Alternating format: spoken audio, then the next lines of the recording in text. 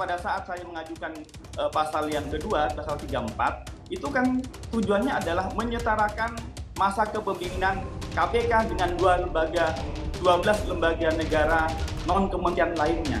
Ini adalah bagian dari perjuangan saya untuk KPK.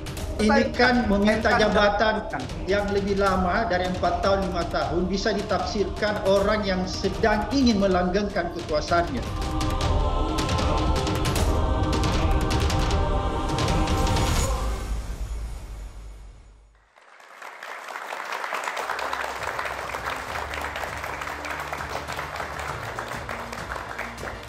Selamat malam, Anda menyaksikan Catatan Demokrasi. Mahkamah Konstitusi mengabulkan gugatan dari Wakil Pimpinan KPK mengenai masa jabatan pimpinan KPK yang tadinya hanya 4 tahun menjadi 5 tahun. Tapi apakah ini murni demokrasi dan memang putusan yang sudah sesuai dengan aturan yang berlaku atau ada konspirasi di balik itu karena diambil di ujung pergantian pimpinan KPK yang harusnya masuk di tahun ini? Itu pertanyaan besar kita saat ini, tapi bagaimanapun putusan MK ini bersifat final dan juga mengikat meskipun hingga saat ini masih menuai berbagai kegaduhan. Hingga saat ini pun sejumlah pihak menganggap putusan MK ini melebihi wewenangnya. Bahkan juga kita melihat pemerintah nampaknya juga masih bingung merespon putusan MK ini. Kita akan bahas tuntas di Catatan Demokrasi pada malam hari ini. Kita pun juga nanti tidak hanya melibatkan sejumlah narasumber saja, tapi kita juga akan melibatkan sejumlah mahasiswa dari Universitas Jayabaya Jakarta. Nanti tanya langsung dengan narasumber yang hadir malam hari ini ya. Guys ya, kalau dengan Mas Yoma manggilnya guys. Guys. Gitu ya. Kalau dengan narasumber siapa saja Maria? Kita akan langsung kenalkan satu persatu narasumber kami. Ada Bang Emrus Sihombing, pakar komunikasi politik. Selamat malam Bang. Mikrofonnya boleh Bang? Boleh sambil cek mic Bang? Cek. Emrus Sihombing, selamat malam. Mantap. Nggak kalah mantap juga ada Bang Fredrik Yunadi, praktisi hukum. Selamat malam. Selamat malam. Kemana aja Bang? Udah lama tidak bersuah. Baru nongol lagi. Oh, diharap dulu. Malam ini hari Catatan Demokrasi dan juga tak lain tak bukan Bang Boni Hargens, pengamat politik. Malam semuanya, malam Maria, Indra. Kami juga menghadirkan mantan penasihat KPK, Pak Abdullah Hemawa. Terima kasih banyak. Assalamualaikum Pak Abdullah. Assalamualaikum. Mantan Wakil Ketua KPK, Bang Saud Situmorang. Selamat malam Bang Saud. Selamat malam semuanya. Dan juga udah Ferry Amsari yang sepertinya kemarin dari Padang langsung ke ibu kota Bang, ya, demi dialog malam hari ini kan. Ya. Terima kasih sudah hadir Bang. Pak Fredrik Pakar Hukum Tata Negara.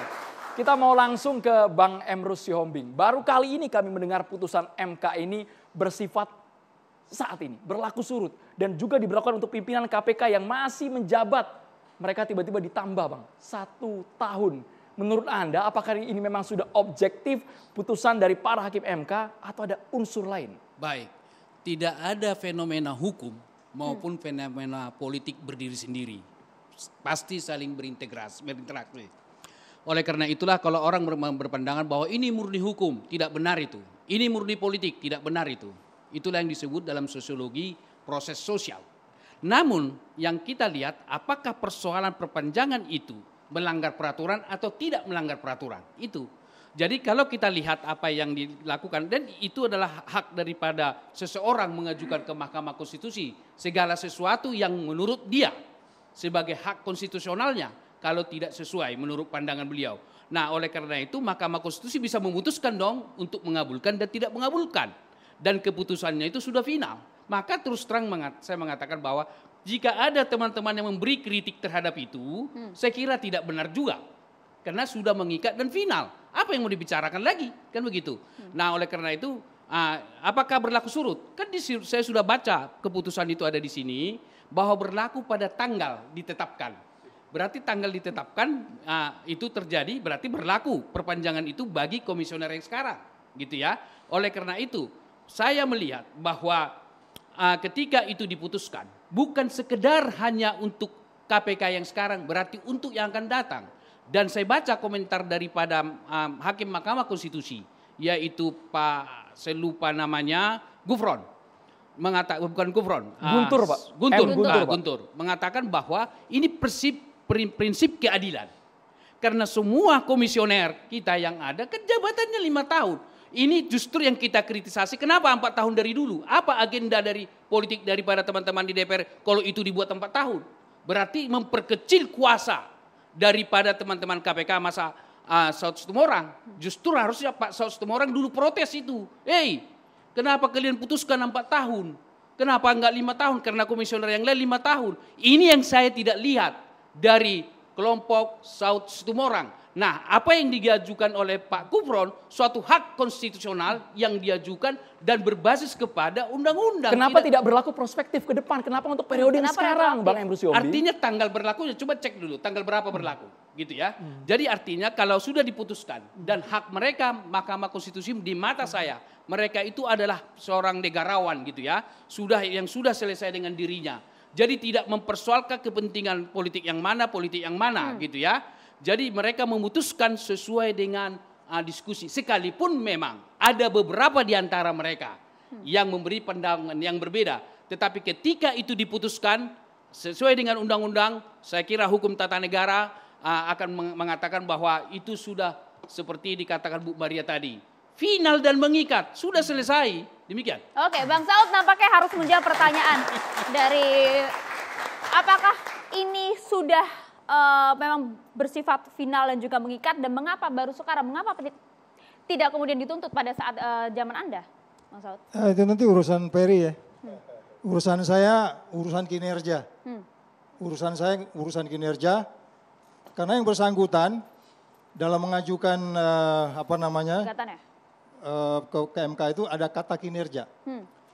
Jadi 2 hal yang diajukan itu oleh yang bersangkutan, baik itu pasal 329 dan 34 itu berkaitan dengan yang dia sebut sebagai keadilan, ada yang dia sebut ketidakpastian, ada yang dia sebut sebagai kinerja. Itu dasar dia mengajukan 2 hal ini. Itu nonsens semua, bullshit. Ya kan? 4 tahun kurang katanya untuk menjaga saya 4 kinerja tahun yang bisa baik di menjarakan KPK. banyak orang, gak ada urusan. Dia malah jatuhkan indeks persepsi korupsi kok. Dari 40 turun ke 34. How can you defend kinerja? Ya kan? Itu pembenaran semua. Jadi 3 hal yang diajukan itu yang disebutnya gak cocok dengan ketidakadilan, terus kemudian kinerja, terus kemudian apa itu bullshit semua. Yang ianya adalah kalau kita bicara kepemimpinan pemberantasan korupsi, itu sangat diwarnai apa yang disebut sebagai traits. Itu teori dalam manajemen. Itu tadi disebutkan sosiologi. Jadi traitsnya ini memang aneh orang ini. Ya memang gak ada kinerja minta diperpanjang gitu. Yang aneh ini siapa, Bang? Anda yang aneh yang mengajukan lah, yang mengajukan dan Gufron. kemudian kawan-kawan kan gitu kan. Nggak mungkin dia mengajukan ini nggak di ACC kawan-kawannya juga. Ya kan? Jadi kalau kita bicara kinerja, 3 tahun itu di Amerika itu banyak anggota parlemen. Presiden Amerika juga 4 tahun nyampe juga ke bulan. Nggak ada hubungan dengan kinerja. Kalau 4 tahun. Saya membandingkan dari angkatan pertama sampai angkatan keempat, semuanya mereka berkinerja dan 4 tahun. Nggak ada urusan dengan 4 tahun itu. Bahkan saya membandingkan dengan periode sebelumnya, dengan waktu yang sama, saya lihat dalam waktu yang sama, kok bisa cuman OTT-nya segini ya? Kita naikkan jadi 300, nyampe juga. Iya kan? Jadi nggak ada urusan gitu. Jadi kalau kita katakan kemudian ini disetujui oleh MK itu urusan bullshit, urusan bukan urusan saya. Bahasanya gini, Bang, sinkronisasi, harmonisasi kinerja KPK agar lebih efisien. Motifnya apa menurut Bang Saud Ya Situmorang? udah terbukti kok, udah proven 4 angkatan itu semuanya nggak ada masalah dengan 4 tahun. Bahkan di periode, kenapa dibikin dia 4 tahun saya nggak tahu, ini kita bisa lihat nanti memorinya seperti apa, kenapa 4 tahun. Tapi common sense saya, kenapa dikasih 4 tahun? Karena pada saat yang bersamaan ini, katakanlah periodisasi presiden, dia akan menentukan 2 periode kan. Ketika periode yang pertama masuk angin, periode yang kedua nggak masuk angin. Jadi sebenarnya lebih bagus. Karena 1 periode presiden dia menentukan 2 kali. Kan yang dikhawatirkan itu kan. Tapi menurut saya enggak, justru check and balance. Karena ada 2 kesempatan. Kalau angkatan pertama masuk angin, periode sebelum saya, angkatan ke depan bisa mengevaluasinya. Malah itu saya katakan kembali lagi, ini lebih efisien, lebih efektif, dan proven 4 tahun, enggak ada masalah di sana. Jadi sekali lagi, saya katakan kembali lagi, ini soal trade, ini soal style, ini soal strategi. Yang bisa berubah-ubah, tapi kalau value-nya di hatinya itu, seperti value yang kebanyakan, value di hati kita itu kan kalau bahasanya KPK itu jujur, peduli, mandiri, beranas, sederhana, adil, dan seterusnya 9 nilai itu. Kalau value itu bergeser, Anda mau kasih 20 tahun, 10 tahun, sama aja. Oleh sebab itu hati-hati dengan value pemberantasan korupsi. Value pemberantasan korupsi itu adalah Anda harus adil, jujur, dan benar secara umum, itu normatif. Tapi secara khusus KPK memiliki nilai jujur, peduli, mandiri, tanggung jawab, berani, sederhana, adil. Apakah ada di antara 5 orang ini sekarang? Kalau ada, itu indeks persepsi korupsi tidak jatuh. Dari 40 kami tinggalkan KPK, 34 sekarang. Ya kan? Bahkan dia berada di bawah pemerintah. Kalau di bawah pemerintah tinggal presiden aja bikin, gampang kok itu bikin. Karena dia di bawah pemerintah, dia bagian part of the government. Ini subjektif Bang, karena salah satu pertimbangan hakim tadi, kalau memang hanya 4 tahun, Bang Ferry ikut komentar, ini diskriminatif, ini tidak adil, karena komisi lembaga lain itu ya dikasih 5 tahun di tempat semua. lain ada yang 3 tahun bro. Sampai hari ini di tempat tahun ada yang 3 tahun. Ada yang 4 tahun juga ada. Cari aja sendiri, ada yang 4 tahun. Jadi yang dia maksudkan juga ada 12 itu kan hanya yang 555. Tapi di lembaga lain ada yang 4 tahun. Saya nggak usah cari apa, tunjukkan, cari sendiri aja. Jadi itu nonsen, itu pembenaran aja. Menurut Anda diskriminatif tidak Bang Ferry? Iya, saya menarik ya perdebatannya, konsep hukum tata negara dan putusan MK dijelaskan oleh Bang Emrus yang sudah belajar HTN semalaman untuk menjelaskan itu. Saya mau ceritakan begini, putusan 112 PUU 19 Romawi tahun 2021 ini memang dari segi perspektif hukum tata negara akan timbul masalah. Penjelasannya sederhana. Satu, kenapa kemudian permasalahan ini diputus menjelang masa jabatannya berakhir. Kalau ingin mengatakan bahwa yang lain 5 tahun, disandingkan ke dalam putusan 112 soal masa jabatan dari lembaga-lembaga. Itu kemudian ingin disamakan. Kenapa kemudian tidak disamakan juga? Usia kan juga dipersandingkan ya, usia pimpinan lembaga-lembaga. Ada yang 40 tahun, ada yang 50 tahun, dan segala macamnya. Kenapa tidak disamakan? Bahkan Hakim Konstitusi itu, masa jabatannya itu sampai 15 tahun. Mahkamah Agung sampai umur 70 tahun. Kalau mereka dilantik umur sekitar 50 tahun, itu 20 tahun jadi hakim. Kenapa tidak disamakan kalau bicara perspektif adil? Keadilan, ya. Dalam perspektif adil, tidak semua hal yang sama itu adil. Itu satu. Kedua, harus dilihat MK itu percaya diri dengan putusan-putusan sebelumnya soal open legal policy, kebijakan hukum terbuka.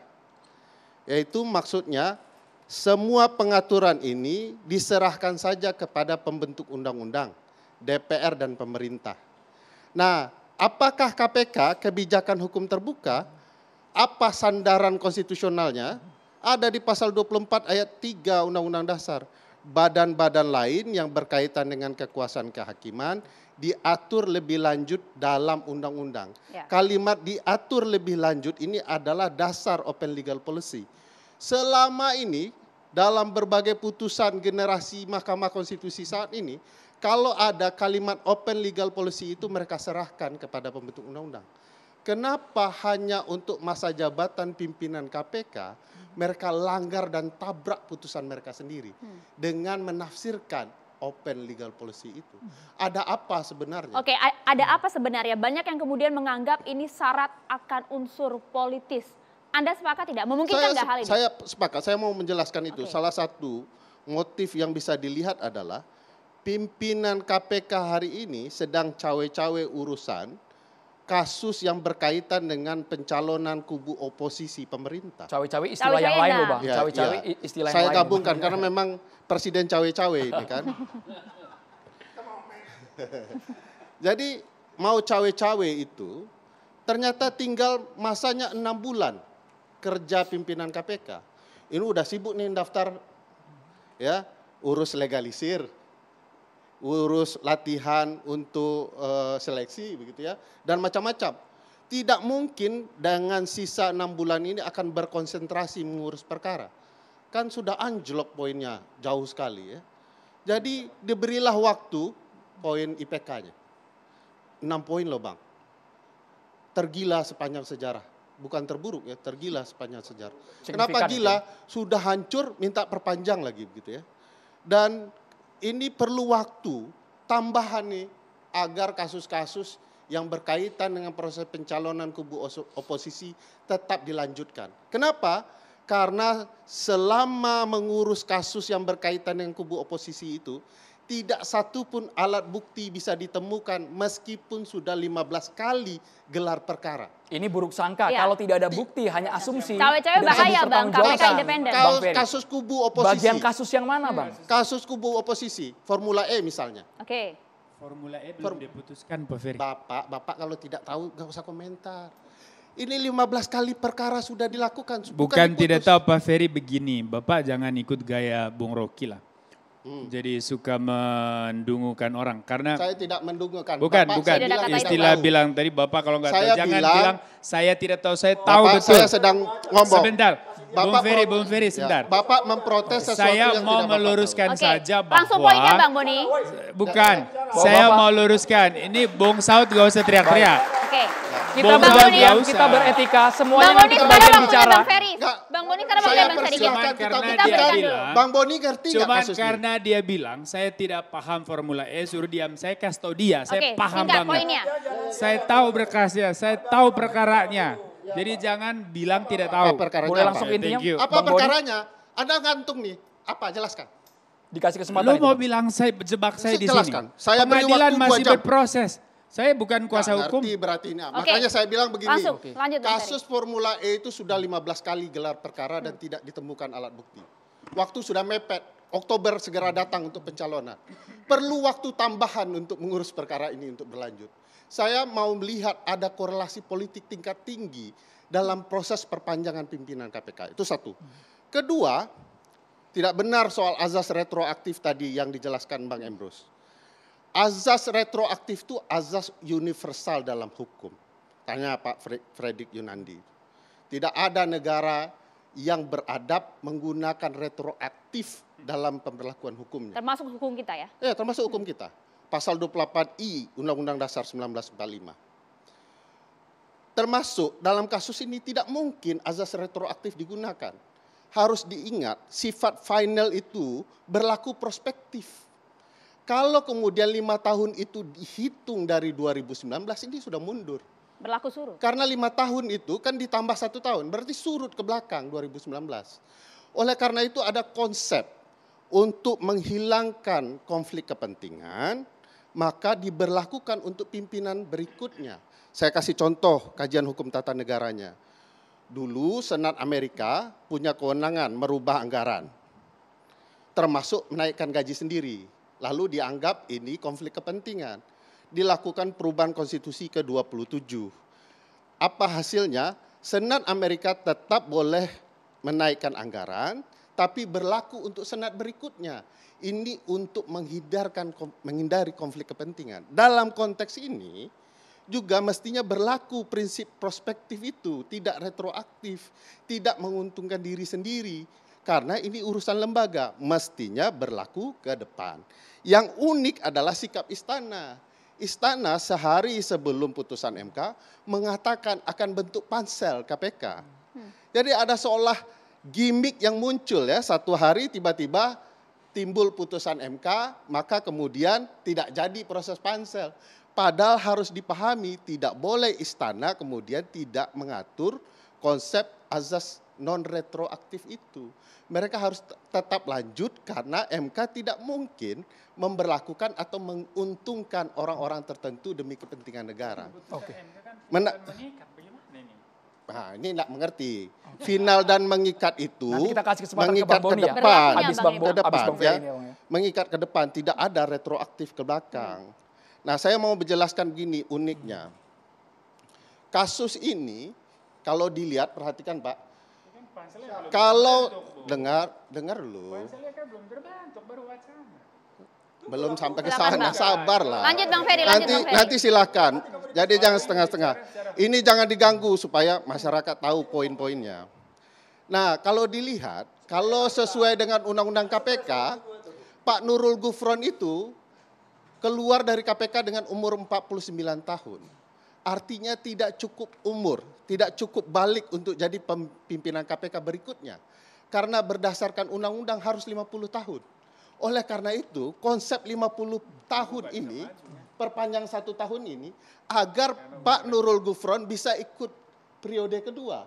pertanyaan besarnya KPK ini hanya untuk Pak Nurul Gufron atau untuk warga negara Indonesia? Sampai situ, Bang Ferry, sampai situ. Bang Boni, kita ke Bang Boni. Tidak mungkin, Bang, MK memutuskan dalam azas retroaktif berlaku surut dalam kasus sistem di pimpinan KPK yang diperpanjang menjadi 5 tahun ini. Bang Boni Hargens. Ya begini, mestinya harus dilihat sejarahnya dulu dong. Kenapa dulu keputusannya 4 tahun masa jabatannya? Saya dulu sempat bertanya, itu jauh sebelum ini semua, mungkin Ferry juga belum mikir itu. Sekitar 15 hampir 20 tahun lalu lah, ketika kita masih semangat-semangatnya itu pasca reformasi itu. Muncullah KPK dan saya bertanya kenapa masa jabatannya 4 tahun ya? Kenapa enggak 5 tahun seperti halnya yang lain kan? Karena komisi-komisi yang lain, karena begini Bung, dalam demokrasi muncul yang namanya KPK, Ombudsman, Mahkamah Konstitusi.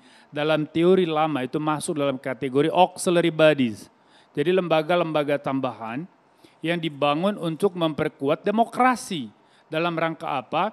Mempercepat proses institusionalisasi nilai demokrasi, terutama bagi fase transisi politik. Negara-negara yang baru keluar dari era otoritarianisme. Dan Indonesia baru berakhir itu Soehartoisme di 1998. Jadi kita memasuki fase sejarah reformasi. Butuh pelembagaan demokrasi, itu syarat dasar dalam penguatan demokrasi kata Huntington dan teman-teman. Nah artinya bahwa institusionalisasi demokrasi ini dihadirkan dengan adanya lembaga-lembaga yang bisa memperkuat 3 matra utama. Eksekutif, yudikatif, legislatif. Secara teoretis prinsipil sebetulnya Komisi Pemberantasan Korupsi itu di banyak tempat dan juga by teori itu adanya di ranah yudikatif. Di kita masuknya justru kebanyakan dan kental ke ranah eksekutif. 4 tahun itu didapat dari mana? Dan akhirnya keputusan 4 tahun saya tidak mengerti. Mungkin di Amerika presiden jabatannya 4 tahun. Terus di tempat saya nggak tahu soal KPK, Bung. Oke, baik. Ini nanti Pak Abdullah yang jelasin lah. Intinya menurut saya bahwa ada yang tidak sinkron di antara auxiliary bodies yang muncul nih. Antara ombudsman 5 tahun, yang ini 4 tahun.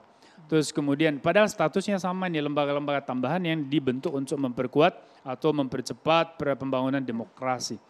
Nah maka saya pikir sih keputusan hari ini soal jabatan KPK 5 tahun itu hanya masalah teknis, tidak terlalu mendasar.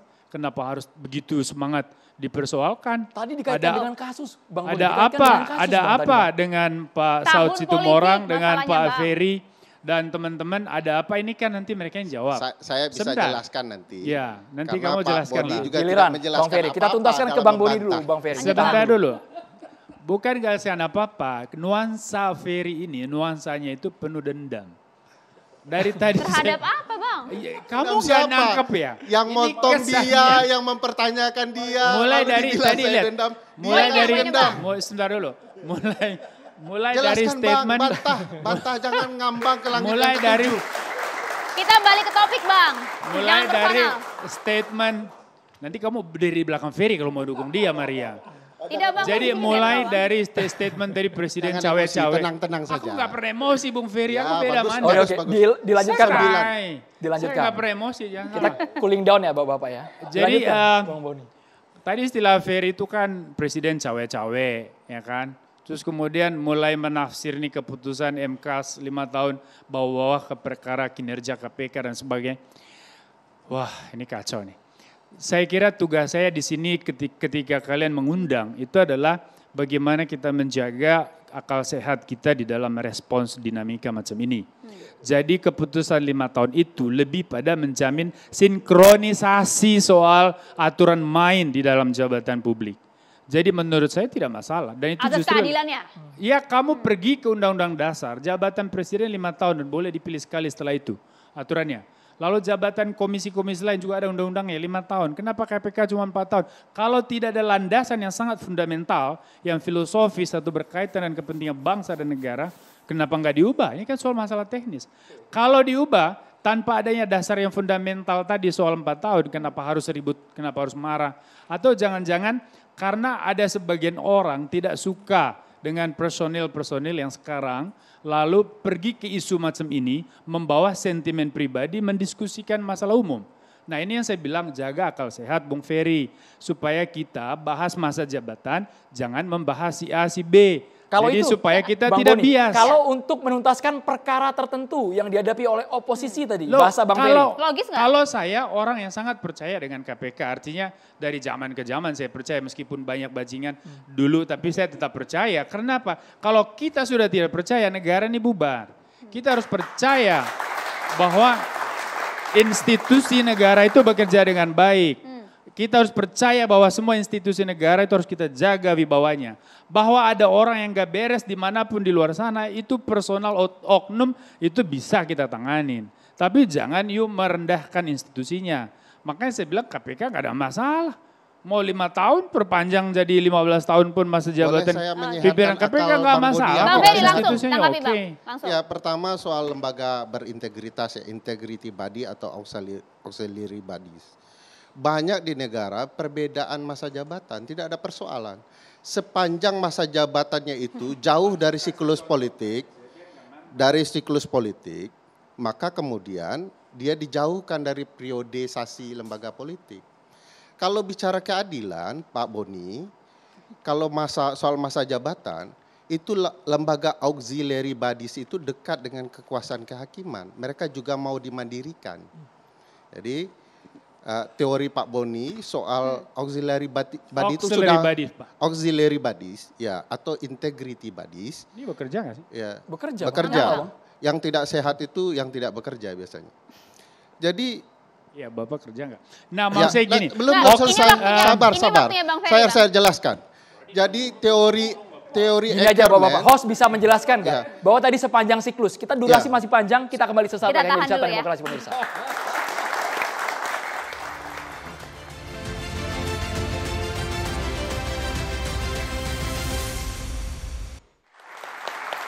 Kita akan lanjutkan diskusi, kita coba akan cerahkan kita semua. Nampaknya mantan penasihat KPK Pak Abdullah Heha ini juga sudah mengerti betul mengapa kemudian masa jabatan pejabat KPK ini 4 tahun. Tolong cerahkan kami, Pak. Ya, saya karena 8 tahun di KPK sejak jilid 1 sampai jilid 3, jadi insya Allah saya tahu hal-hal yang tidak terpublikasikan. Pertama, filosofi kenapa 4 tahun. Karena korupsi itu extraordinary crime, kejahatan luar biasa, sehingga berbeda dengan lembaga-lembaga lain. Contoh misalnya kalau pidana, hukumannya penjara. Kalau perdata, hukumannya denda. Dalam Undang-Undang Tindak Pidana Korupsi digabung antara pidana dengan perdata. Jadi di penjara juga denda atau ganti rugi. Itu contoh bahwa extraordinary crime. Sehingga manusia orang KPK itu juga extraordinary person. Pimpinan juga extraordinary. Kenapa 4 tahun? Karena ini khusus. Dalam teori kita tahu bahwa power tend to corrupt. Absolute power, corruption absolutely. Corrupt absolutely. Jadi ketika punya kekuasaan itu cenderung. Ketika menjadi absolut, kekuasaan besar, maka korupsi itu juga akan menjadi besar. Karena itulah dibatasi 4 tahun. Supaya tidak ada kesempatan untuk menumpuk masa jabatan kekuasaan. Maka dibatasi 4 tahun. Dulu penasehat KPK itu tidak di dalam institusi, dalam pembahasan di DPR. Tapi orang-orang yang disebut dengan tokoh yang berada di luar. Untuk kemudian kalau ada kasus, misalnya apakah SP3 atau apa nanti, maka dimintai pendapat mereka. Tapi kekeliruan di DPR, kemudian penasihat itu masuk di bawah pimpinan seperti itu. Lantas kemudian perkembangannya, akhirnya kemudian lahirlah Dewan Pengawas. Jadi itu filosofi kenapa 4 tahun. Sehingga pegawai-pegawainya juga khusus. Sekarang kita lihat fungsi dari MK. MK itu wewenang adalah menerima atau menolak. Menerima atau menolak. Kewenangannya. Dan bersifat tetap. Iya, mengikat. Jadi menolak atau menerima. Tidak mencampur urusan kewenangan legislatif dengan eksekutif dalam bentuk undang-undang. Nah sekarang tidak masuk dalam arena eksekutif dan legislatif. Maksudnya offside, MK sudah offside. Karena sudah melebihi legislatif. Oke. Kemudian, kenapa harus tidak boleh retroaktif? Karena Undang-Undang 19 ini menetapkan batas usia pimpinan KPK 50 tahun. Paling muda, sampai 65. Dulu itu 40 tahun. 40 tahun. Sehingga ketika disahkan Undang-Undang 19, maka kemudian saudara Gufron itu tetap menjadi pimpinan. Karena dia belum umur 50 tahun, baru 40 lebih. Karena retroaktif. Jadi periode ini nanti baru berlaku umur 50 tahun. Itu fakta hari ini. Retroaktif, tidak retroaktif seperti itu.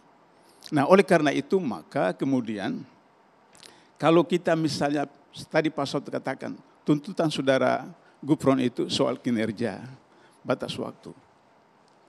Soal kinerja tidak ada kaitan dengan batas waktu. Tidak ada kaitan dengan batas waktu. Saya 8 tahun di KPK, 3 kali menjadi ketua komite etik. 10 kasus terhadap pelanggaran kode etik pegawai. Dari 10 orang itu 4 saya pecat dari jabatan. Kemudian 4 saya pecat dari anggota KPK. Dan 2 SP3. Jadi tidak ada urusannya dengan masa jabatan lama atau tidak. Persoalannya kinerja itu di KPK itu kan, orang diterima di KPK itu pertama integritas, kedua profesional. Sehingga dengan begitu maka ada waktu 2004 penerimaan pegawai baru, ada calon direktur mengatakan, ditanya, kamu mau gaji berapa? Saya tidak digaji pun tidak apa-apa, asal saya mau. Jadi kami yang di KPK itu karena pengabdian. Karena pengabdian. Bukan usaha masa jabatan seperti itu. Nah, itu yang kemudian membuat orang-orang KPK, model mereka-mereka yang tidak lulus TWK seperti itu.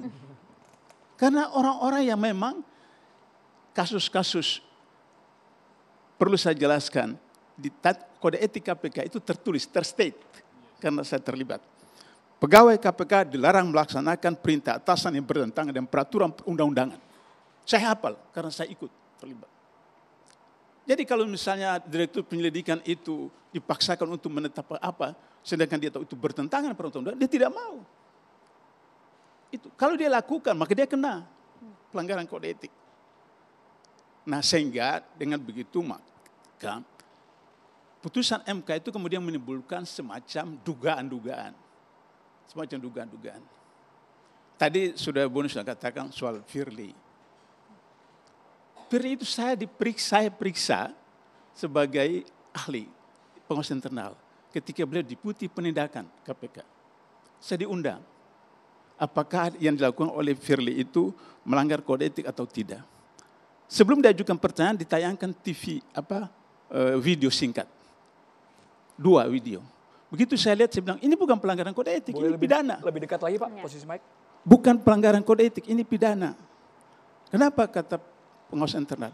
Karena Undang-Undang KPK menetapkan bahwa orang KPK tidak boleh berhubungan langsung atau tidak langsung dengan tersangka, calon tersangka, saksi, calon saksi, dan keluarga. Dia berlangkulan 2 kali dengan gubernur yang sedang diawasi oleh KPK pada periode Pak Saud. Nah, kemudian diproses. Majelis Kode Etik bentuk, kemudian dijatuhi hukuman bersalah. Soal indikasi yang tadi. Kita jadi ngomong Pak Firly ya? Enggak, ini saya mau berikan contoh. Gini, Pak Abdullah ya, saya potong sedikit. Begini. Itu yang saya bilang tadi, diskusi ini harus kita jaga kewarasannya. Kita harus fair dong. Temanya kita bahas masa jabatan 5 tahun. Jadi jangan membawa sentimen pribadi terhadap siapapun. Oke, makanya saya bilang soal Ferry kan. Saya bilang Ferry, you jangan bawa dendam tuh bicara di sini. Bahas masa jabatan dari aspek politik. Saya pengamat politik, Bos. Saya nggak belajar di William and Mary Law School kayak Anda. Saya kenal baik teman Anda dan beberapa yang lain bukan dari Indonesia. Cerita banyak soal Anda juga di Virginia. Bukan, ini cerita tentang saya bukan, itu jelaskan. saya mau bilang bahwa tidak personal Bang, lanjut. Itu personal, pengetahuan personal tentang orang. Silakan. Tapi maksud saya bahwa diskusi ini kan soal 5 tahun jabatan kan Andromeda. Jadi bukan soal si A si B.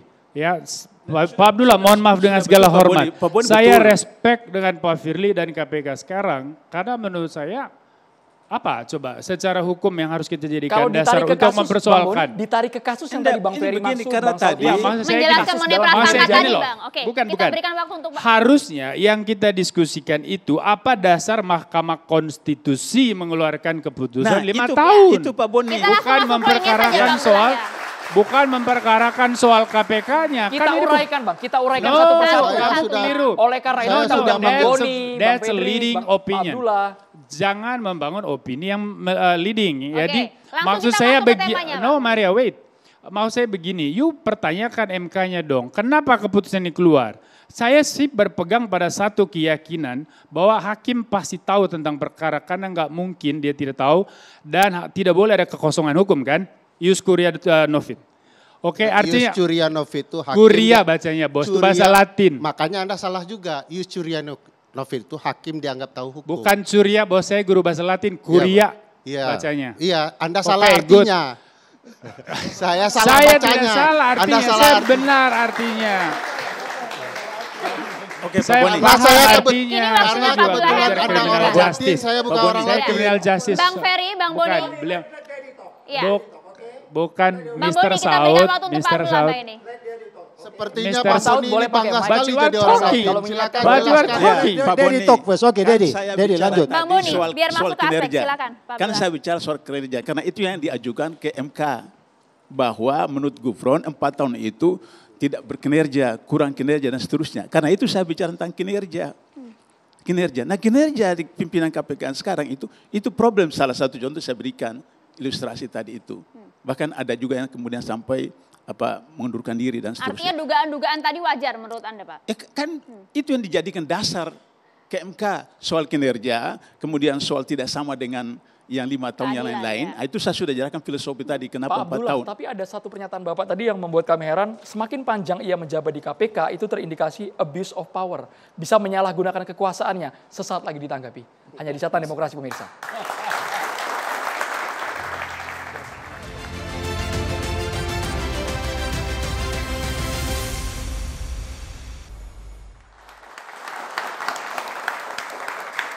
Masih banyak yang harus kita uraikan satu persatu mengenai putusan MK, mengenai masa pimpinan KPK yang diperpanjang. Tapi kita minta komentarnya terlebih dahulu Pak Fredrik. Kalau tadi Pak Abdullah mengatakan bahwa sesungguhnya kalau masa pimpinan KPK itu diperpanjang terindikasi abuse of power, penyalahgunaan kekuasaan. Kalau Pak Fredrik Yunadi seperti apa pandangannya?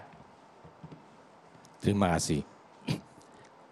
Menurut pendapat saya bahwa pertama tadi Bang Ferry mengatakan bahwa retroaktif, masa non retroaktif maupun retroaktif. Saya berpendapat demikian. Karena putusan MK itu adalah final and binding dan sudah dinyatakan berlaku sejak putusan dibacakan 25 Mei tahun 2023. Nah, sekarang komisioner KPK akan berakhirnya itu kalau nggak salah Desember ya. Kalau nggak salah mohon maaf ya, Desember 20 ya, November atau Desember. Kan belum waktunya. Dengan diputusnya permohonan 112 tersebut, dengan sendirinya masa jabatannya KPK itu akan menjadi 5 tahun. Dan masa jabatannya KPK ini kan belum selesai, akan selesai November atau Desember. Otomatis dia harus menganut atau mengikuti putusan MK bahwa berarti dia akan diperpanjang 1 tahun lagi. Ini tidak termasuk non retroaktif atau retroaktif. Karena retroaktif itu kan berlaku surut, ini tidak berlaku surut. Kalau masa jabatan dia udah habis itu berlaku surut. Ini dia belum habis. Itu menurut pendapat saya. Dan saya menilai suatu hal yang perlu saya sampaikan terutama pada adik-adik yang mahasiswa ini. Bahwa kita ini masih berlaku Eropa kontinental. Kita ini berlaku namanya hukum positif. Please, janganlah kita menafsirkan, apalagi menafsirkan putusan. Senang tidak senang, kita wajib patuh mengikuti putusan, menjalankan putusan MK. Tidak ada jalan lain. Bila kita sudah mengaku, saya tahu sudah sekelompok orang banyak sekali yang menginginkan kita berlakukan namanya Anglo-Saxon dengan alasannya dengan jurisprudensi dan sebagainya dan mengikutinlah bahwa ini adalah rasa keadilan nama masyarakat. Tapi jangan lupa, selama kita masih Eropa kontinental, kita adalah hukum positif, kita wajib mematuhi apa yang tertera dalam undang-undang.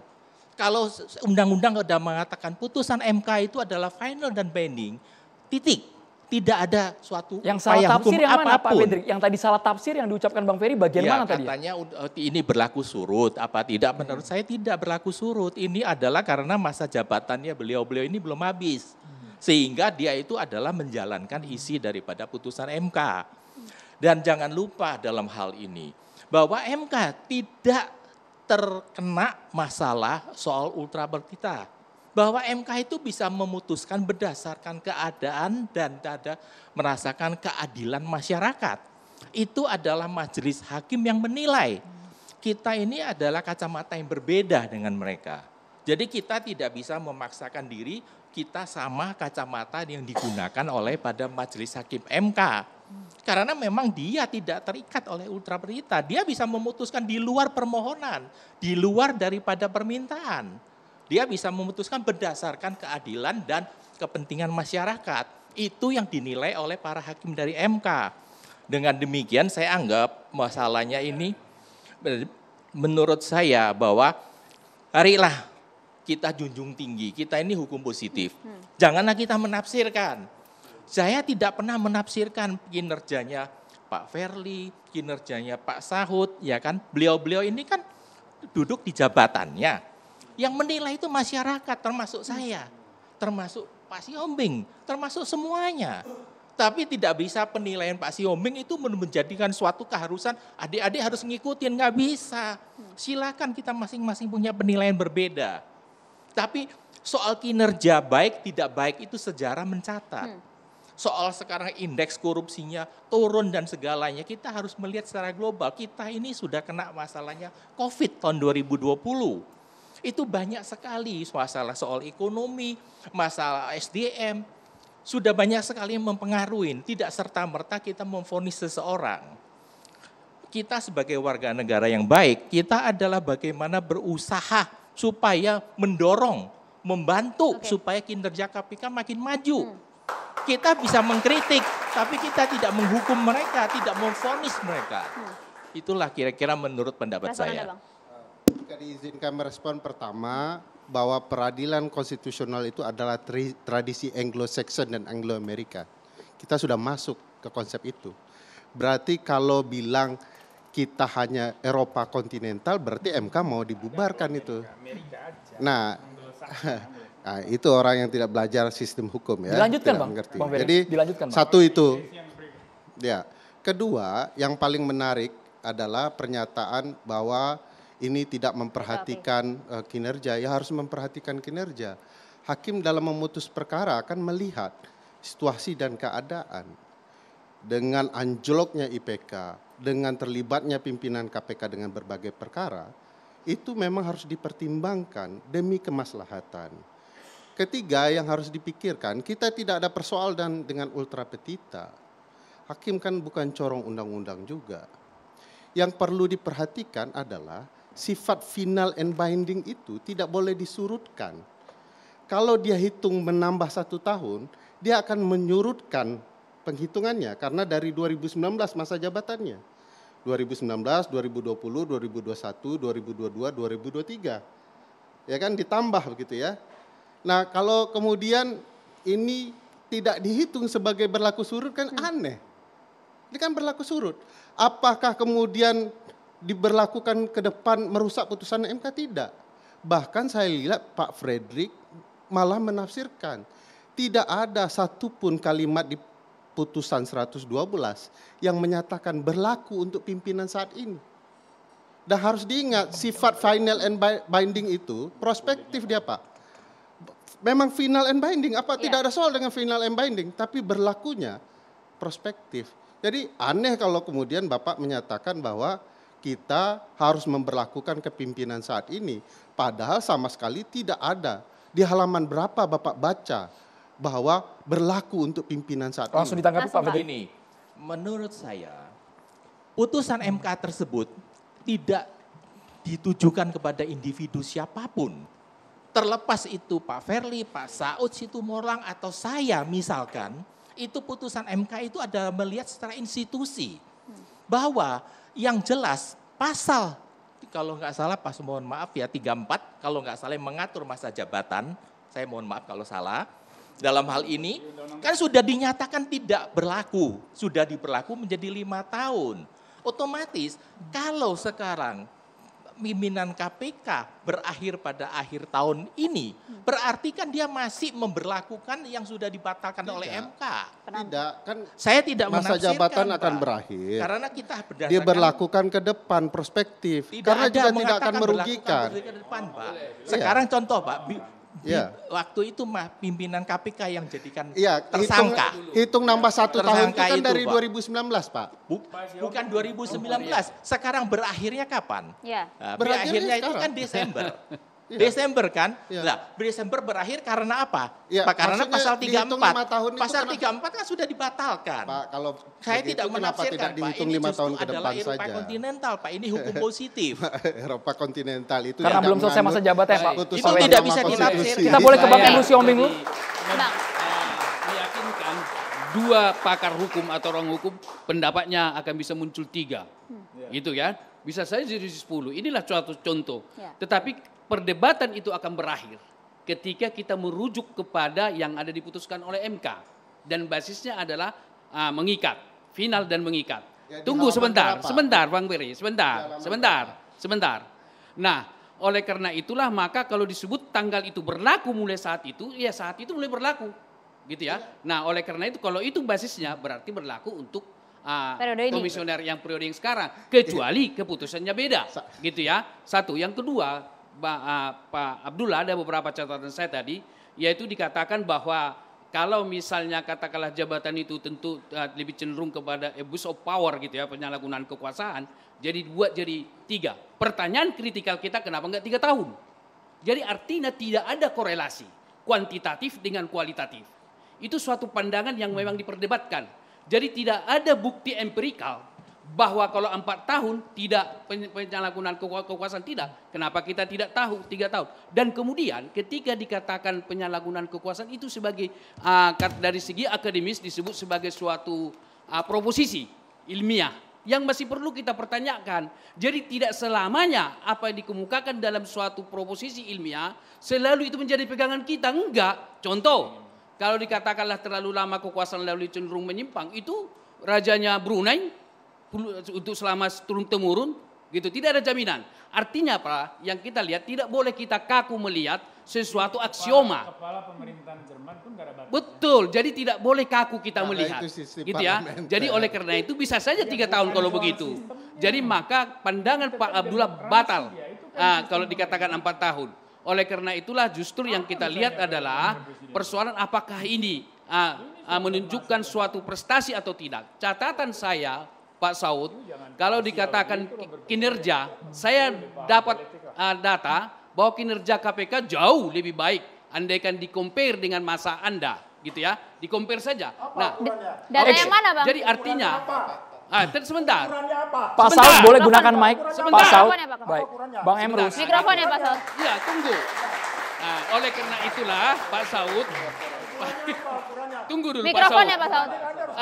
Pak Saud, buat compare antara masa kerja Anda dari segi misalnya OTT sama OTT, pengembalian apa katakanlah beberapa variabel gitu ya, itu baru fair. Jadi ketika Anda mengatakan bahwa kinerjanya apa tapi tidak terukur.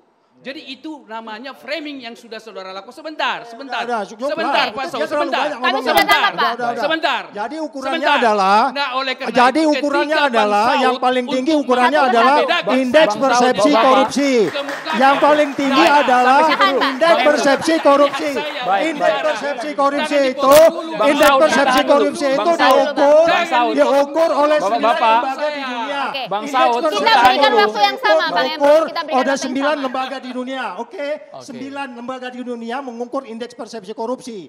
Ya, dari 40 jatuh ke 34. Dari Baik. 40 jatuh ke 34. Baik. Indeks persepsi korupsi diukur oleh 9 lembaga itu yang diukur tuh banyak. Ya kan, perilaku polisi, perilaku tentara, perilaku hakim, perilaku petugas cukai, perilaku petugas pajak, politisi dan seterusnya. Saya jawab itu sederhana. Ya, jadi banyak ukurannya. Baik, jadi bukan saya ukuran jawab OTT. itu sederhana. Ukuran OTT juga beda, Pak. Oh, itu salah satu variabel. Satu variabel, bukan itu ukurannya. Artinya gini Bang Saud. Bukan itu ukurannya. Gini Bang Saud. Jadi artinya dari penjelasan Bang Saud sendiri mengcounter pendapat Bang Saud sendiri. Kenapa? Karena korupsi itu berarti ada di kementerian-kementerian lain. Berarti yang tidak bekerja siapa? Oh, ya. Jadi prestasi tentang korupsi itu, indeks prestasinya katakanlah itu tidak hanya di tangan KPK. Oh, iya, tidak benar. bisa. Makanya ukurannya, ketika Abang mengatakan bahwa bukan hanya kinerjanya itu, Satu persatu bergantian, Bapak. Bang Emrus, Bang Saud, bergantian Bapak-Bapak. Baik, kalau dua-duanya bicara pemirsa juga tidak jelas mendengar yang mana porsi bicara. Kita tidak hanya di Jatah Demokrasi pemirsa, tetaplah bersama kami. Secara keseluruhan. Kami akan kembali saat lagi pemirsa. Kalau ukurannya pencegahannya.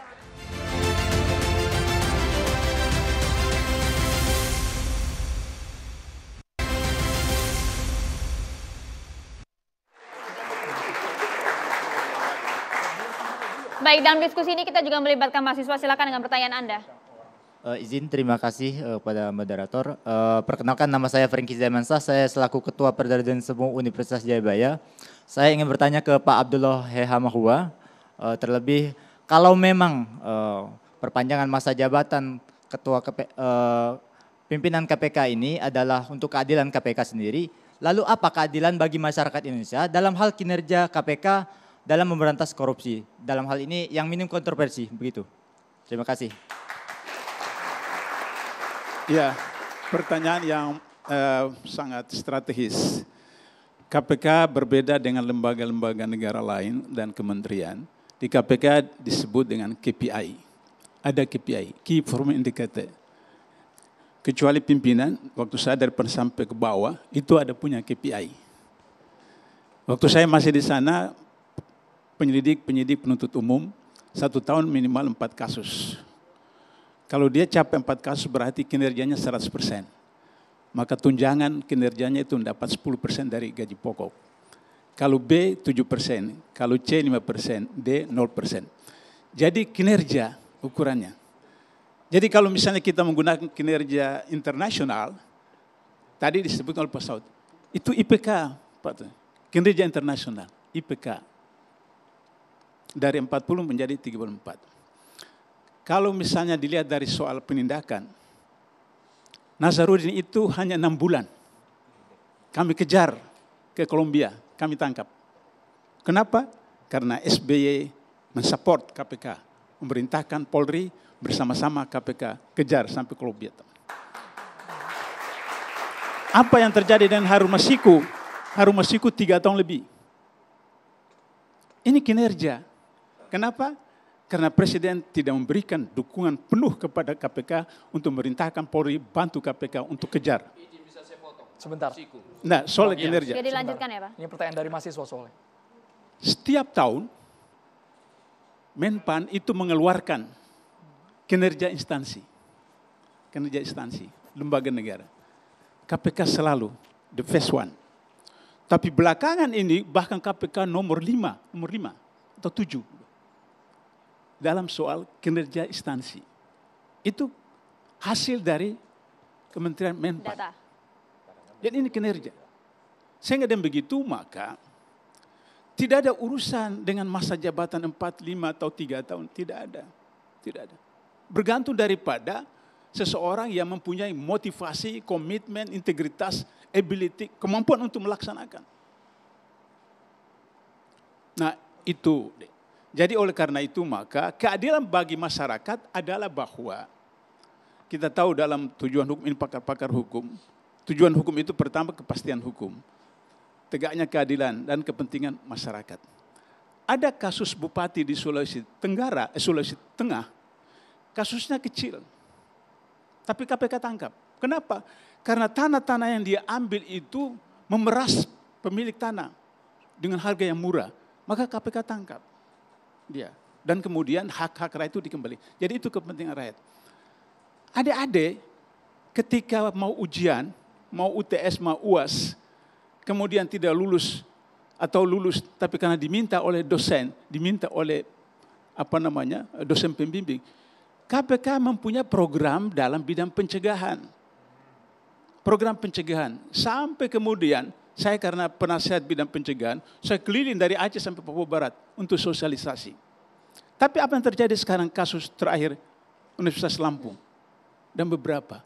Nah itu manfaat bagi mahasiswa kalau KPK ini menjalankan norma-norma yang ada pada waktu KPK dibentuk pertama 2003 dengan Undang-Undang 30 2002. Setelah Undang-Undang KPK diamandemen menjadi Undang 19 sekarang, saya waktu 2019 di ILC saya katakan bukan melemahkan deh, tapi mensakratul mautkan KPK. Ya, kalau melemahkan minum obat, minum itu bisa pulih lagi. Tapi karena sakratul maut tunggu waktu saja. Apa tunggu waktunya? Contoh, saya mau berikan contoh. KPK Undang-Undang lama 30 2002 tidak ada SP3. Tidak ada SP3. Kenapa? Karena extraordinary crime. Sama teman-teman di KPK saya katakan, Anda harus yakin 90% ketika menetapkan seorang tersangka diponis di pengadilan. Ada teman penyidik mengatakan, Pak Abdullah kenapa bukan 100%? 90%, 1% itu otoritas Allah. Di pengadilan Allah bisa membolak-balikkan hati, tapi Anda secara manusiawi 99%. Nah, sehingga dengan begitu maka kemudian itu dilakukan dalam konteks bagaimana agar supaya perfect. Saya pernah hadir dalam gelar perkara. Undang MK sih. Dilanjutkan. Ya, saya hadir dalam gelar perkara deh. Dari Satgas, Direktorat, Deputi sudah menetapkan tersangka. Kemudian hadir pimpinan, Direktur penuntutan tidak hadir. Maka saudara pimpinan mengatakan, cari Direktur penuntutan mana. Datang penuntutan minta tayangkan, kurang lebih 5 menit dia baca. Belum bisa Pak. Sudah semua setuju, tapi Direktur penuntutan mengatakan tidak bisa. Tidak jadi tersangka. Ada penasihat tanya, kenapa ya? Ya dia yang bermain di lapangan dia. Jadi seperti itu. Okay. Nah, jadi boleh. Itu proses. Okay. Sehingga. Boleh saya tanggapin? Baik, terima kasih. Mengenai Harun Masiku ini selalu dilakukan, dikatakan kita kembali ke topik ini ya Pak oleh teman-teman KPK atau teman-teman oposisi dari KPK ini gitu ya. Saya sebut bapak-bapak ini dan Novel Baswedan grup atau CS itu adalah oposisi dari KPK. Tunggu sebentar. Sebentar Bapak. Saya 8 tahun. Sebentar Bapak. Sebentar, saya tahu. Nah, saya melihat pandangan teman-teman ini semua yang saya kategorikan sebagai oposisi dari KPK, yang saya buat istilah di dalam artikel saya yang dimuat 2 hari yang lalu, bahwa Novel Baswedan CS gitu ya, tidak pernah melihat keberhasilan KPK. Selalu sisi negatif. Saya cek di media.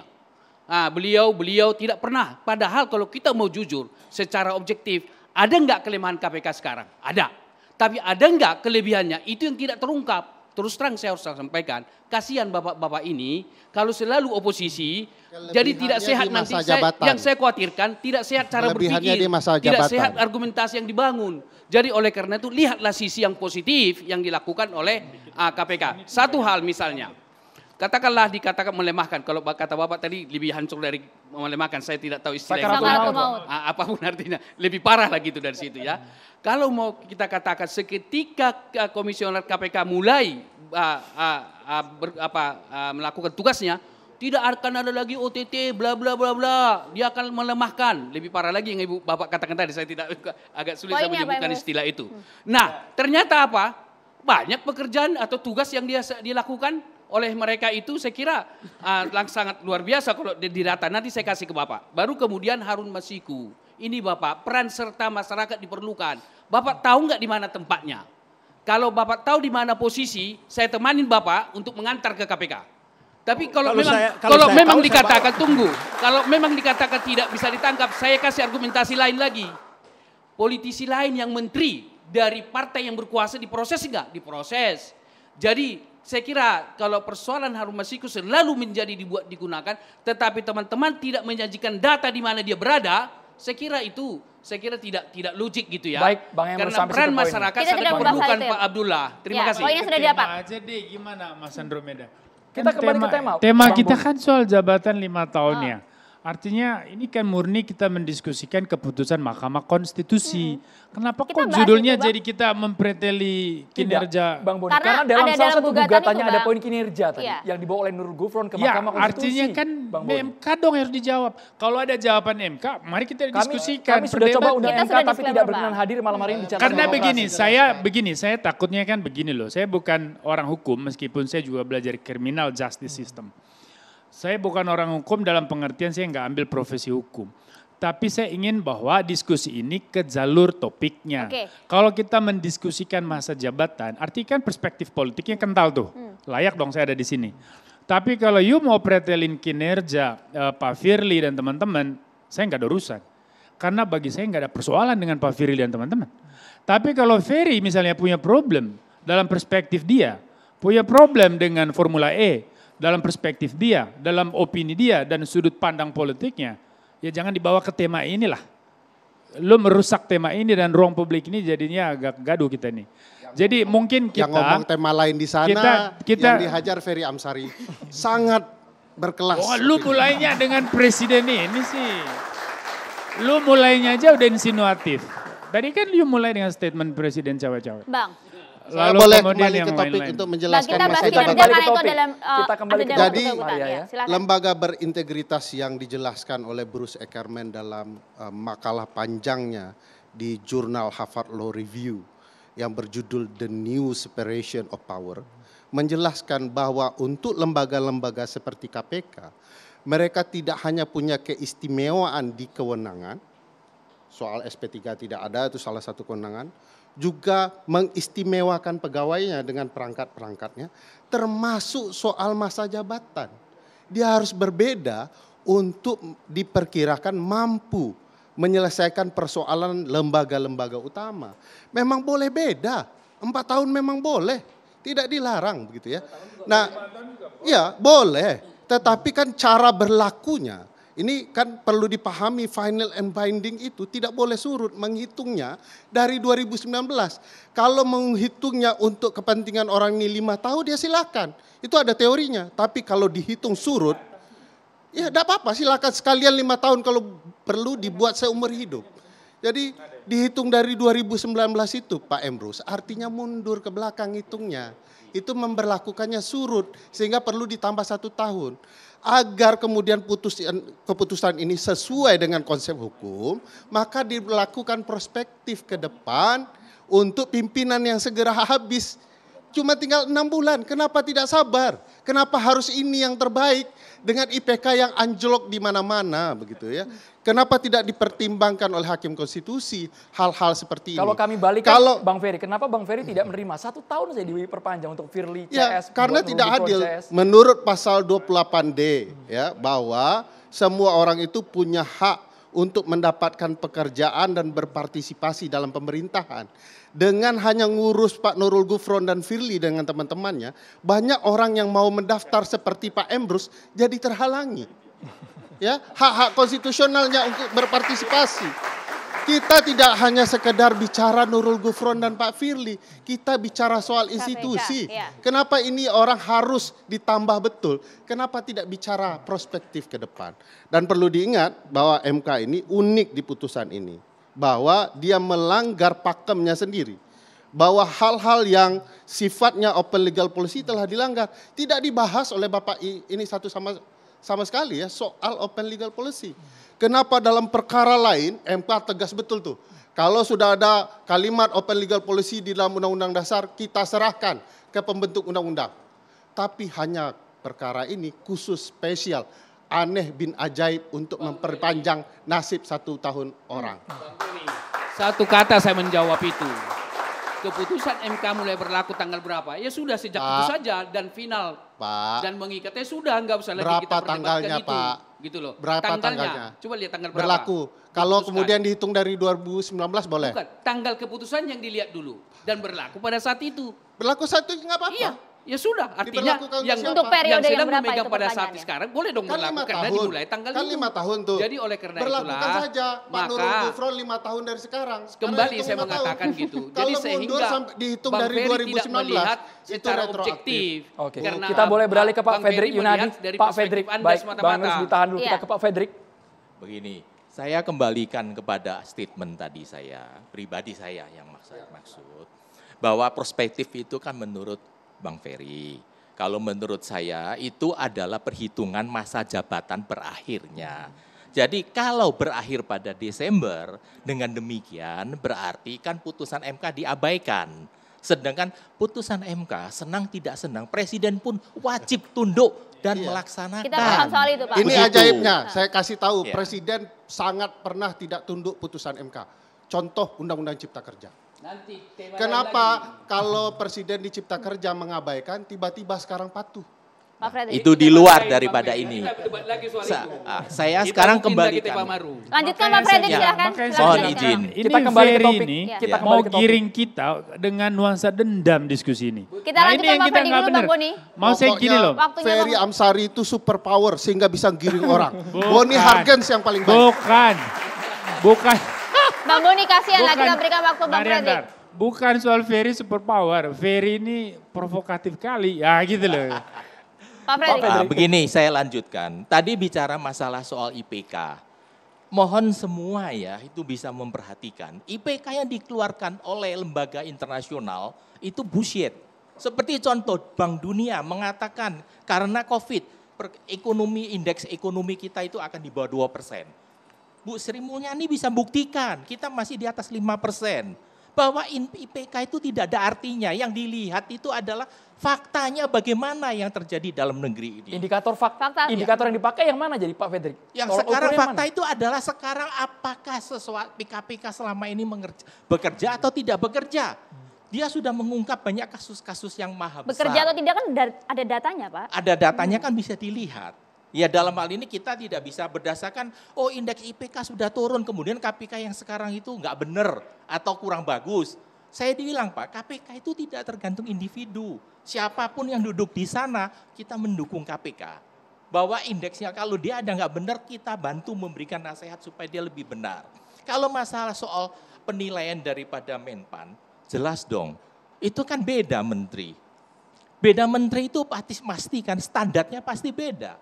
Zaman dahulunya itu semua orang ketakutan kalau ketemu orang KPK. Siapapun kalau datengin KPK udah ciut, maupun pejabat tinggi siapapun. Menteri waktu itu Menpan juga pasti ciut. Tapi setelah dengan adanya perubahan undang-undang KPK, beda. Makanya sekarang Menpan memberikan penilaian yang wajar.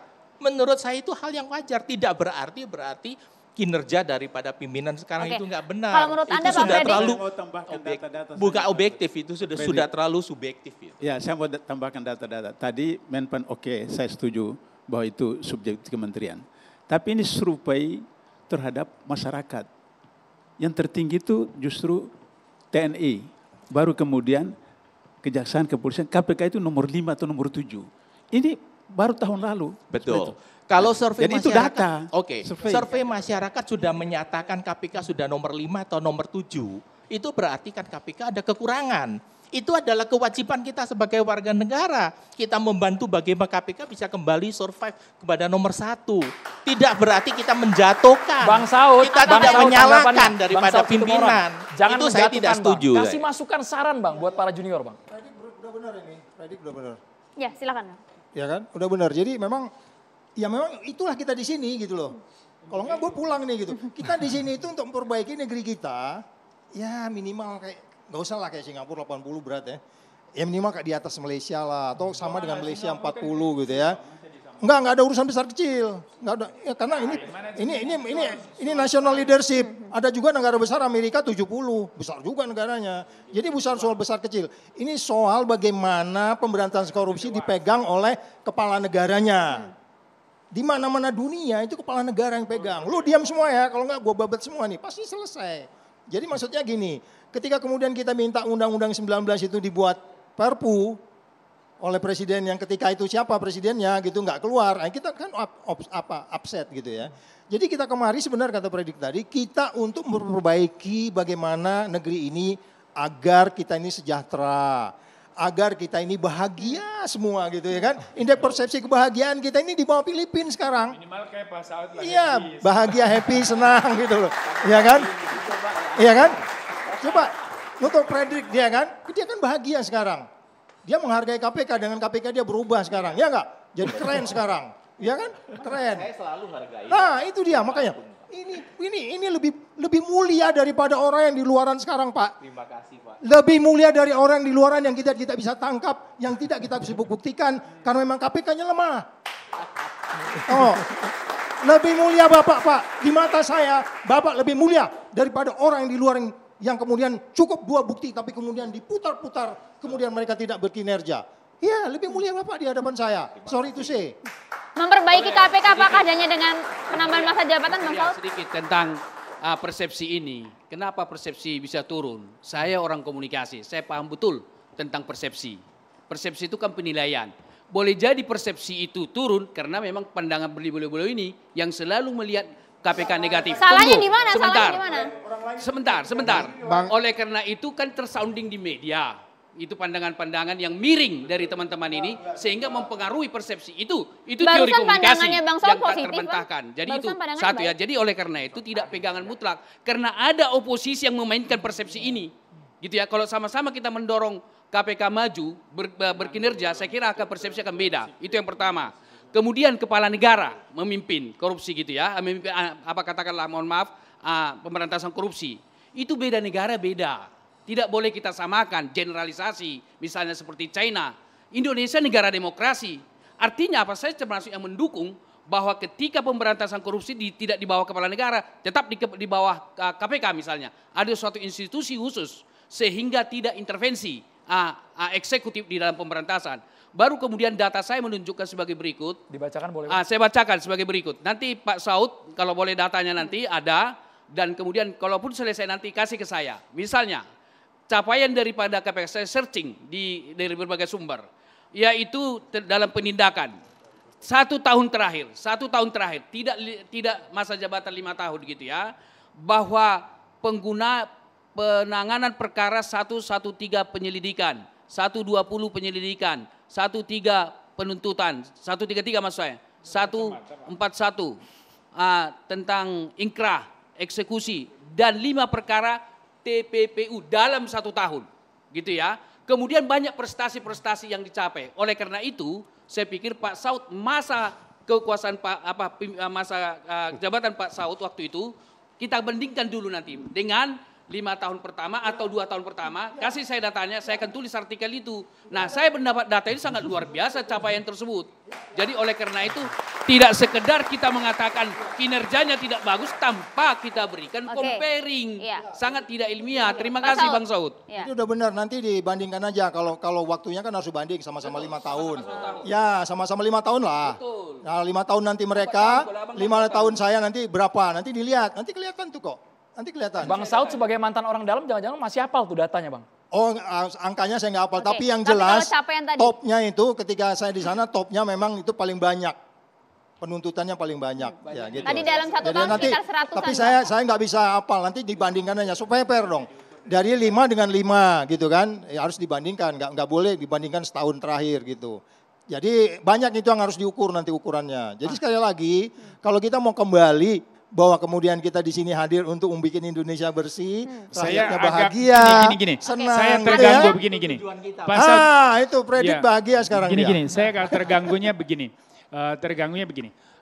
Ini dalam perspektif epistemologis ya. Saya agak terganggu dengan konsep kuantitatif, pendekatan kuantitatif ya kayak gini yang dibilang Pak Saud. Bandingin jumlah zaman kami, jumlah penangkapan lebih banyak. Apakah kuantitas penangkapan punya korelasi signifikan atau tidak dengan kultur anti korupsi yang terbangun di birokrasi dan pemerintahan? Ada enggak data? Enggak. Buktinya, jadi lebih banyak koruptor yang tidak ditangkap daripada yang ditangkap. Jadi jangan mengukur keberhasilan dari jumlah penangkapan.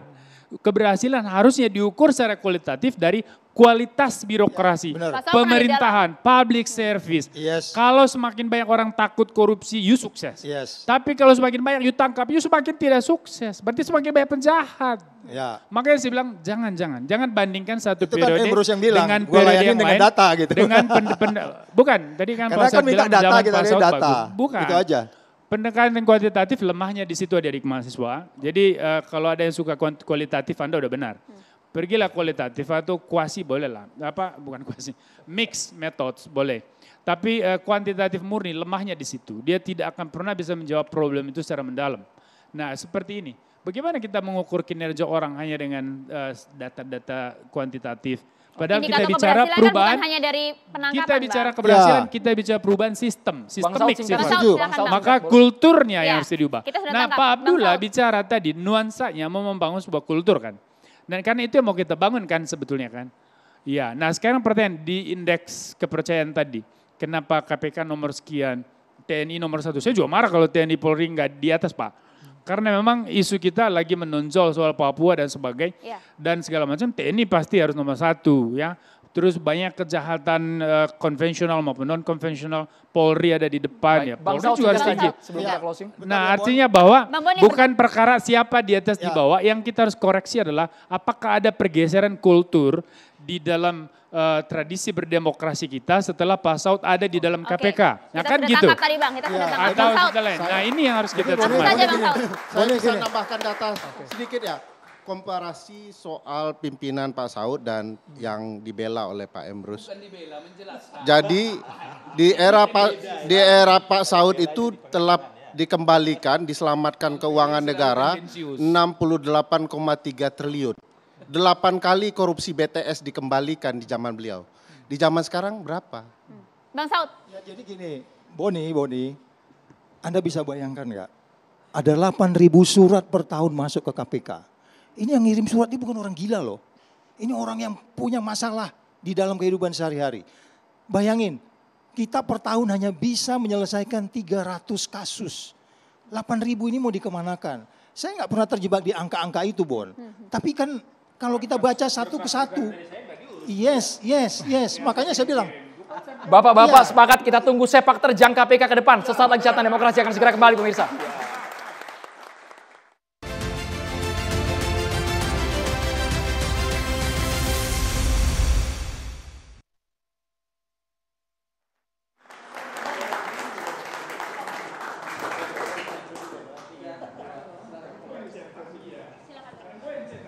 Assalamualaikum warahmatullahi wabarakatuh. Bismillah walhamdulillah amma ba'du. Para pakar tata negara yang saya hormati, adik-adik mahasiswa di studio, pemirsa TV One yang saya cintai. Kejujuran dan menjaga amanah akan mendatangkan kebahagiaan dan hidup yang nikmat. Tapi sebaliknya, hidup penuh kecurangan, tipu daya, makar, lalu tidak amanah, maka akan mendatangkan kehancuran dan tentu menjalani hidup dengan penuh kegelisahan. Saudara, karena itu kehidupan harus berdasarkan nilai-nilai kebenaran supaya keadilan bisa tegak di atas muka bumi ini. Benteng terdepan dalam kehidupan sebuah masyarakat adalah hukum yang berpijak pada nilai-nilai kebenaran, maka akan muncullah rasa keadilan. Tetapi yang perlu kita sadari, setiap kali keputusan memang selalu mendatangkan pro dan kontra. Tergantung, tadi para pakar kita sudah menyampaikan, dari sudut pandang mana kita menilai. Tentu ada pro dan kontra. Tidak bisa dalam satu keputusan menyenangkan seluruh lapisan masyarakat. Tidak bisa, pasti ada yang merasa senang, tentu juga ada yang merasa kecewa. Ada yang merasa bahagia, tentu juga ada yang merasa diabaikan. Karenanya ini sudah menjadi sebuah keputusan. Tinggal kita setuju, pakar tadi sudah mendiskusikan, kinerja ke depan harus diperbaiki dengan penuh semangat menjaga amanah agar keadilan terus tegak di bumi Indonesia tercinta ini. Saudara, ada satu kesimpulan yang ingin saya garis bawahi, bahwa berapapun masa jabatan tidaklah penting yang kita bicarakan. Sejarah emas mencatat dalam dunia Islam, Umar bin Abdul Aziz ketika beliau menjadi khalifah, masa jabatannya hanya 2 tahun setengah. Tapi penegakan nilai-nilai hukum, melahirkan keadilan yang mengayomi segala lapisan masyarakat. Karena itu fenomena yang beberapa hari ini sudah terjadi, MK mengeluarkan keputusan, kita terima keputusan itu, tutuplah persepsi pandangan kita pantau bersama jalannya keputusan MK. Artinya kita berharap dengan keputusan MK ini semangat KPK untuk memberantas korupsi ini betul-betul mewarnai dan menjadi keinginan kita semua, bangsa dan masyarakat Indonesia. Terima kasih, mohon maaf. Assalamualaikum warahmatullahi wabarakatuh. Waalaikumsalam warahmatullahi wabarakatuh. Terima kasih banyak KJ Fikri Haikal MZ, Bang Emrus Yombing, Pak Fredrik Yunadi, kemudian Bang Boni Hargen. Terima kasih. Terima kasih juga Pak Abdullah, terima kasih Pak Saud, terima kasih Bang Ferry. Terima kasih juga untuk seluruh mahasiswa dari Universitas Jayabaya Jakarta. Pemirsa, kita akhiri catatan demokrasi malam hari ini. Saya Maria Segaf. Dan saya Andro Beda Merkuri. Selamat malam, terima kasih. Sampai jumpa.